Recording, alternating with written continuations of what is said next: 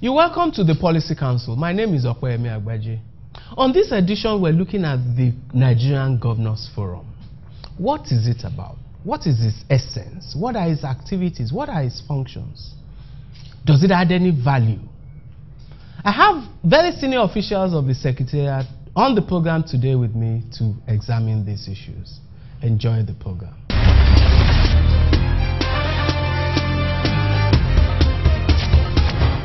You're welcome back to the Policy Council. My name is Okweyemi Agbaje once again, and I have three guests from the Nigerian Governors Forum, very senior representatives of the Secretariat of the Nigerian Governors Forum with me today. And together we will be trying to understand what the forum is about, what it does, what's the rationale for its existence, and what exactly does it do. First of all, I'm privileged to have the Director General of the Nigerian Governors Forum. He used to be a director, or the director of the Nigerian Financial Intelligence Unit. He's a lawyer, he's an economist, and he holds an MBA, Mr. Ebi Okauru. Ebi, you're welcome to the Policy Council. Thank you. Supported him, we have Dr. Titilola Akindeyinde. She has a PhD in economics.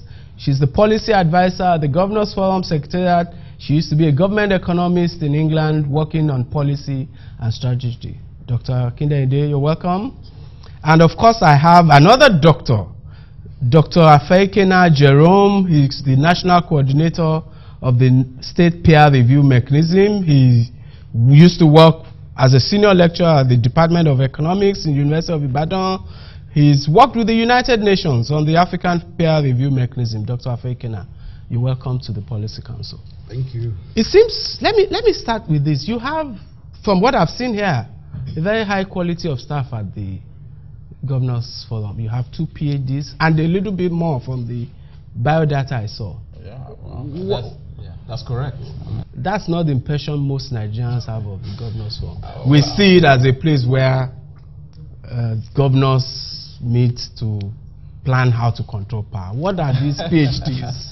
No, that's not correct. I mean, actually, the Forum Secretariat is a pool of experts. You have talent, it's policy hub. And you have probably some of the brightest minds in the country here at the Forum Secretariat. Okay. If you ask the average Nigerian, the issues they raise are that, is it constitutional? Is it a trade union? Is it an alternative power center? What exactly is it? First of all, I want to establish that the Nigerian Governors Forum is not a trade union. It's not an alternative government. It's an association of the 36 democratically elected governors in the country. There's nothing unique about what you have in the country. If you look at other countries, the US, Canada, Australia, India, and in fact China recently, you have similar bodies. NGF itself, as it's called the Nigerian Governors Forum, is registered on the with the CAC. It's also covered under Section 40 of the Nigerian Constitution. It's been in existence actually since 1999, but until about 2.5 to 3 years ago, the leadership thought it wise to institutionalize the Secretariat. That was how I came on board. How is it funded? There are basically 4 sources of funds.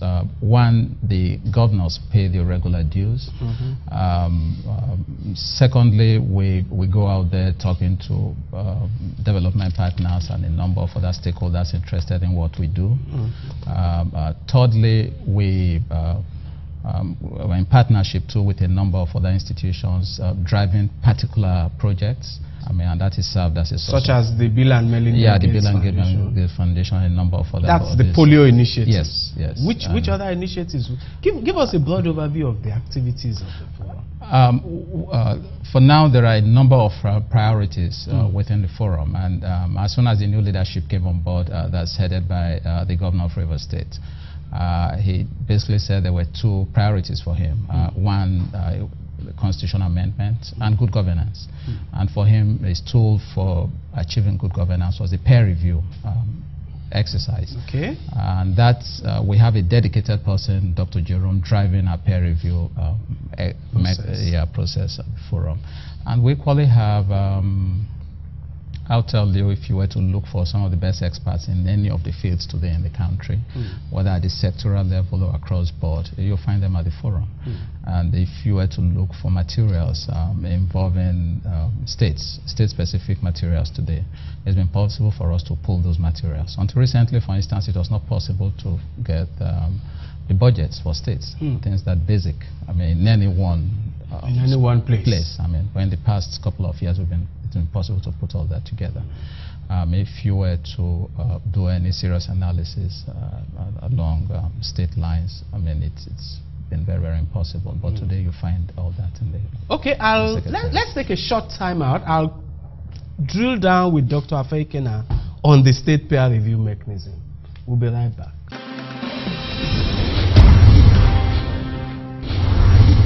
You're welcome back to the Policy Council. I still have representatives of the Nigerian Governors Forum Secretariat with me to understand this institution called the Nigerian Governors Forum.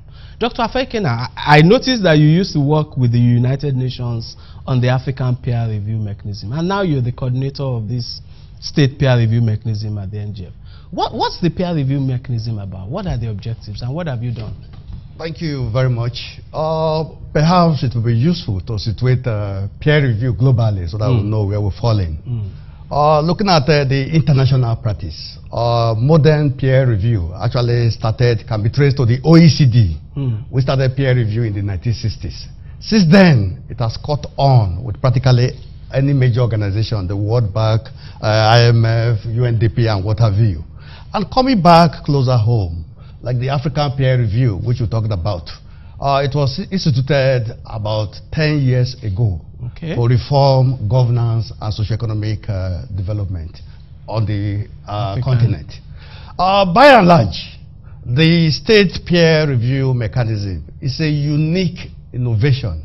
Unique in the sense that this is the very first time it's being done at the subnational unit in the world. Anywhere in the world? Anywhere in the world. So Nigerians should praise themselves rightly for that. With the successful peer review of Ekiti and Anambra State, we should be commended for pioneering this unique exercise anywhere in the world. So you've completed the peer review mechanism for those two states. But prior to that, let me just give you some brief background, because it's not just in a vacuum that we are conducting the peer review. There were several activities that took place to institute this peer review. That was officially launched on 18th May 2011 as part of the Dunshon program for new and returning governors. First and foremost, we felt there was a need to agree on the benchmarks. So a number of 247 indicators were developed in level critical areas. They were not just developed by the NGF Secretariat, they were developed in consultation with states. I mean, permanent secretaries, commissioners, everybody was brought around. Just stemming from what governors have to be doing, looking at the constitution. That is why we have 11 priority areas. Where are those 11 areas? The 11 priority areas, if I start like education, healthcare, policy and planning, strategy, and what have you, there are quite many, but I won't want to bore you with all those details. By the way, whatever I'm saying here is available on our website, because part of our key ethos is transparency. In addition to that, we needed people of integrity to run this process. I'm just an errand boy. We have a steering committee which is led by the former Chief Justice of the Federation, Justice Mohammed Uwais, who is the chairman. And is supported by 10 other very reputable Nigerians, including people like, the Minister for National Planning Commission. So part of what we do with this mechanism is to make sure we collaborate with federal government institutions. The Nigerian Statistical Office is a member of this committee. The Nigerian Bureau of Statistics. People like Madam Ayo Obe, representing civil society. Professor Demelekun, representing the academics. So it's made up of who is who. They're actually the people doing the peer review. I just support the process. 107 very credible Nigerians all over the world have also been trained to assist the steering committee in carrying out this innovative program. The state peer review mechanism comprises 6 processes. It's a very intensive process, which is why a government has to first of all sign into it. After that is when we go to the stage 1 of the process, which is called an initiation and sensitization workshop. Because we do believe that governors or government will come and go, but the state will always remain. So we try and mirror this steering committee, which we have at the national level. We try and mirror it at the state level, so that they are actually those who will do a self-assessment. Because the meaning of peer review is not a scorecard or a figure-pointing exercise, but a tool to advance socioeconomic development. Let me see if I can. Yes. What were the outcomes from this? Well, by and large, when you talk of peer review, two ingredients are what we look for. First of all, what are those commendable practices, those lessons which we can share with other states? I mean, rather than go to UK and try to borrow, you see part of the peer review mechanism, we're encouraging governors to collaborate among themselves. So we try and distill some commendable, what we will call best practices that we can learn from the other. I will come shortly to the report of Anambra and Ekiti, where you find that for the case of Anambra, 11 commendable practices were unveiled, while in the case of Ekiti, the steering committee unveiled 10 commendable practices. But there's a yardstick. Before you say something is a commendable practice, I mean, the steering committee has defined a template. The first foremost is that it must be an initiative, but must be ongoing for 2 years and above. The results have been very, very enduring. They are on ground that you can see. I mean, not only that, the initiative must be of interest, not just to states, but also the federal government for the purpose of peer learning. So those are some of the rigors. Which so you found 11 in 11 in the case of Anambra and 10 for the Ekiti state. So you would say that based on your exercise, there was evidence on the whole of good governance in those states? By and large. Absolutely. Okay. Yes, absolutely. Let's take a short time out, and then we'll talk about some other work of the Nigerian Governors Forum. We'll be right back. Government wants our city to become a mega modern city. And so, government is providing modern markets for us to carry out our business. Now, this requires money. So, we need to pay our taxes to help government to help us. I pay my taxes. I hope you've paid yours. I pay. Pay your tax. It's your civic responsibility. It's your duty. It's the law.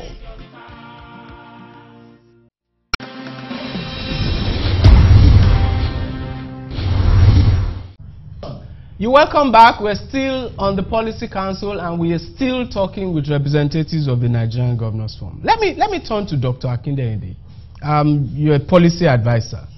Can you give us some insight into the kind of policy work that you're doing at the forum? Yes, as the DG mentioned earlier, there are areas that have been prioritized, representing what our governors find as their priorities. Some of this include fiscal responsibility bill, the public procurement bill, public-private partnership, the development of our institutions, which are key to governance and delivery of service to the people. So institutions like the National Bureau of Statistics, which is key actually to development of policies. If you don't have data, we can't develop policy. There's also the State Primary Healthcare Development Agency. We have an initiative we're running with the Bill Gates Foundation. Now that initiative is about polio and eradication of polio. And we've been working on it. It's been priority on the governor's agenda for the whole of 2012 and continues to be a priority. Now, we've also identified that apart from the initiative that's ongoing, routine immunization needs to be enabled in Nigeria. And routine immunization happens to fall under primary health care. Now, if our states don't have their primary health care development agency, or if they have it and it's not aligned with the national policy which says primary health care should be under one roof, there's likely to be some challenges in the delivery of care, healthcare to the people. So my work in that particular area is really looking at the states where we have it, where we don't have it, gathering that information in, which, as we've said earlier, wasn't something that we had at our fingertips. But thankfully, we're getting the information, and we do know which states have it and which don't. And we've been looking at these states and trying to understand what the challenges are to having those healthcare development agencies, and where they have them, to challenges to their functionality, so how well they're working and how well they're delivering routine immunization, so that stands together with the polio initiative to drive out polio from Nigeria. So essentially the Governors Forum in this policy area It's a kind of policy support mechanism. It's trying to facilitate what it identifies as priorities across the states. Let me turn to the Director General. Yeah. How come this type of work, substantive work, that you're doing at this forum is not what we hear about? How come what we hear about is controversy, tenure, this one, that one? I know, but at one level you're dealing with politicians. You have to understand that. I mean, but at another level, these are governors, and they implement policies, and they have a network of very, very powerful people around them, helping them implement some of these policies. The structure, give me a sense of the basically, people, the resources. Are you talking of the secretariat, or you're talking of the forum? Well, for the forum, it's just an exclusive association of 36 democratically elected governors. For the secretariat, I head the secretariat. I mean, and I'm supported by 2 executive directors, one for finance and admin, and the other for strategy and research. Yes. Just below that, we have a pool of very technical hands. I mean, people like Dr. Yeah, you have Dr. Jerome, directly responsible for our peer review program. I mean, you have Dr. Titi, who handles policy issues. We have Dr. Patterson, who's in charge of economic issues. He's also a PhD. Yeah, he's a PhD holder. I mean, and then you have Dr. Giwa, who is the dedicated hand for polio initiative with the Bill and Melinda Gates Foundation.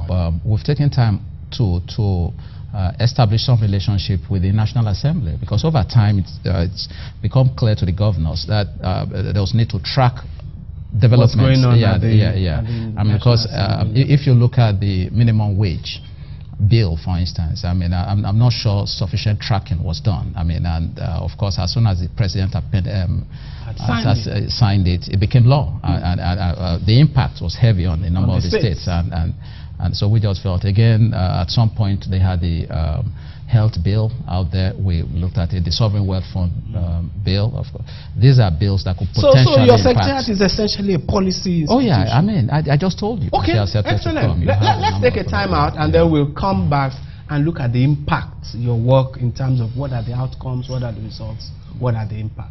We'll be right back.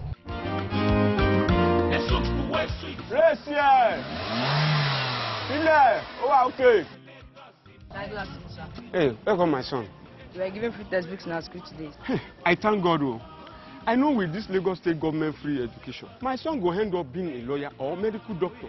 He can even become an educated automobile engineer. My son tell me, say, their school don't get beautiful building with better chair and desk, new library, computer for everywhere, laboratory today. My people, all these things our children they enjoy today. Now our tax money do more. They pay my tax. Pay your tax. It's your civic responsibility. It's your duty. It's the law.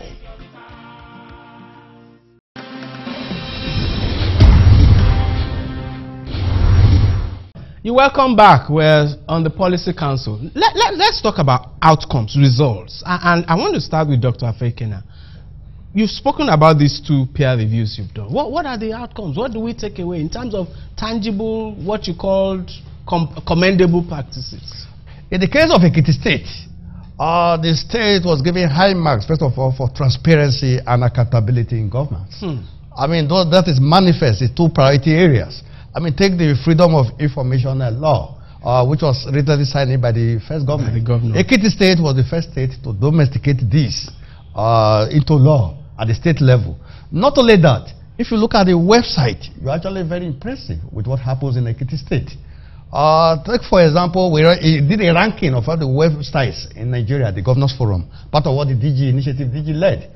Ekiti State had the best website. In the case of Anambra, what normally comes to mind, the level of that we identified. The major one is the peace and the tranquility that you find in the state. I mean, I recall that during the press review, Governor Obi did measure to his colleague that he was practically the only one that had no governor's house when he came to power, because it was burnt down. But since he assumed power, you find that there's now an atmosphere of peace and tranquility. And do you trace that? Were you able to connect that with specific actions? There were several initiatives, if you go to this report, that were traced, what has led to that. Yes. Let me go to Dr. Akindele. in terms of outcomes from your policy work? What can you point to? I'll just give you a quick example. Last year we held a taxation workshop. You do know that IGR is very important to the state and in fact to the country as a whole, because we need to diversify the economy away from just oil. So we held this taxation event where we invited tax practitioners from the state to listen to the findings of a report that was conducted by the Oxford University in conjunction with the American University and a local organization. Now the findings were shared with them, and then we drew from them what the challenges that they've been facing in their state. And through discussion amongst them, we were able to identify practical solutions which they could all take away and use in their state. And this is all in the process of sharing of best practice, which is what we're about. Okay. So that's one I'll give the final word to the DG. In terms of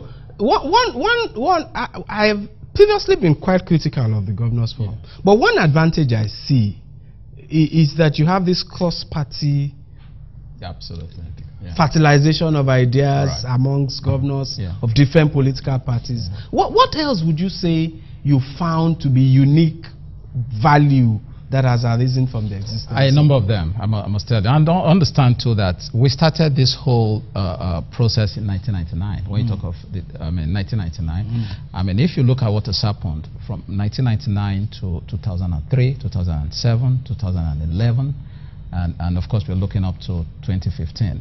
If you look at the pool of governors, it has continued to improve. I mean, and this is not just happening by accident. It is happening because of the nature of the relationship, the interaction amongst the governors. I mean, you have one point where you can reach out to all the governors today. So we've created a very cordial atmosphere. When you find the governor of Kogi today traveling to Sokoto or traveling to Kano, or in fact coming to Lagos, to just stay with the governor for a couple of days to find out what is happening there and all that, it is actually flowing out of the happenings with the work of the forum. And of course, the cordial relationship between the governorship institution and the federal government. I think the forum is responsible for that. I mean, before now, there were so many cases out there. I mean, Plateau State, for instance, had a case against the federal government, and a number of other states. You're actually thinking of taking the federal government to court for one issue or the other. I mean, you hardly find that today, because there's a platform to dialogue. There's one point where they meet, discuss, and then there's a basis to talk with relevant government institutions and in fact the federal government. So there's this cordial relationship you find today between between governors as a group or individually within them, and then the federal government. And in fact, development partners is as a result of the work of the forum. Again, you have a lot of interest. A lot of things have evolved. The governors today are more interested in a number of other things, happenings within the FAC, the Federal Account. I mean, they have experts today to help them look at the budget. I mean, so if there's a budget, you're talking of benchmark. They now understand the implications of benchmark being set at a particular figure and all that, because you have minds, people, Jerome and everybody talking to them every day. If there's going to be a law, you have people out there talking to them. Telling you that looks at the implications here. I mean, and again, we're monitoring the National Assembly. If there are bills coming out, we alert the governors quickly, and I mean, so it's created a very cordial relationship. And I think this will enhance our democracy. It's going to enrich it and help this country better. Thank you, ladies and gentlemen, for coming to the Policy Council. We'll be right back.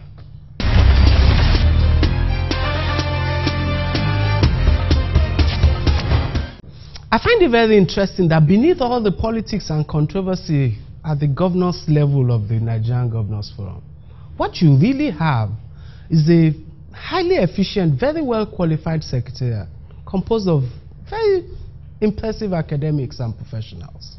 I also find the state peer review mechanism an excellent initiative, one that can help to institutionalize best practices across the country. And of course, the work the Governors Forum is doing with the Bill and Melinda Gates Foundation on polio is a life-saving initiative. I believe that if Nigeria can focus on this aspect of the forum, the work they do, the policy work, the health work, the benchmarking across states, rather than the politics and the controversy, Nigeria will be better. Thank you very much for watching. See you next time.